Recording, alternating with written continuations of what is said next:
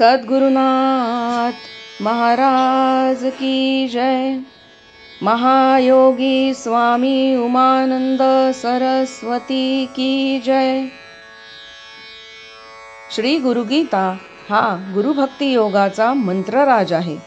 कलियुगात संसार सागर तरुण जाण्यासाठी हा महामंत्र गुरुदेवांनी स्वाध्याय म्हणून दिला आहे। श्री गुरुगीतेतील संस्कृत श्लोकांचा अर्थ महायोगी स्वामी उमानंद सरस्वती यांच्या श्री गुरुगीतार्थेश्वरी या विवेचनाच्या आधारे आपण क्रमशः जाणून घेत आहोत। आजचा श्लोक आहे 32। गुरु ब्रह्मा गुरु विष्णु गुरुदेवो महेश्वरः गुरु एव परब्रह्म तस्मै श्री गुरवे नमः। गुरु स्वतःच ब्रह्मा विष्णू सदाशिव होय, गुरुच परब्रह्म होय, म्हणून अशा श्री गुरुला नमस्कारावे। गुरु गौरव करणारे, गुरुची महती गाणारे, वर्णन करणारे हे श्लोक आहेत। गुरुचे श्रेष्ठपण महत्त्व साधकाच्या मनावर ठसवण्यासाठी गुरु महती गाण्यात येत आहे। गुरुला व्यक्ती समजू नये, गुरु हा शक्ती रूप होय।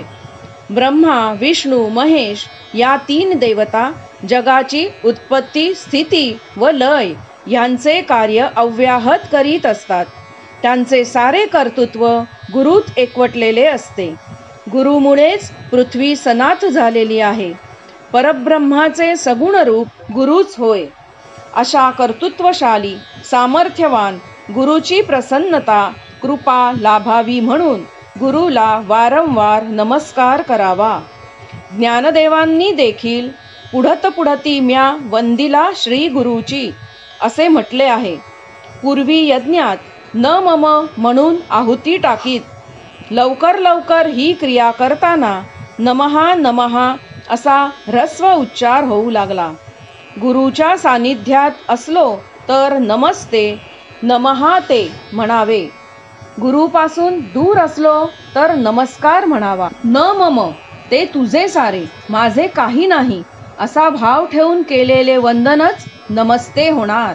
ज्याला गुरुत्व प्राप्त झालेले असते त्याच्या देहातूनही देव प्रगट होतो, दिव्यता साकारित होते, म्हणून गुरुला नमहा म्हणावे। या उलट दुसऱ्या कोणाला नमस्कार म्हणावे, कारण त्यांचा देह अद्याप दिव्यतेपासून दूर असतो। नमन करताना मनात न मम हा संकल्प असेल तरच तो नमस्कार फळतो व नमनाने मन अमन व उन्मन होण्यास मदत होते। सद्गुरुनाथ महाराज की जय।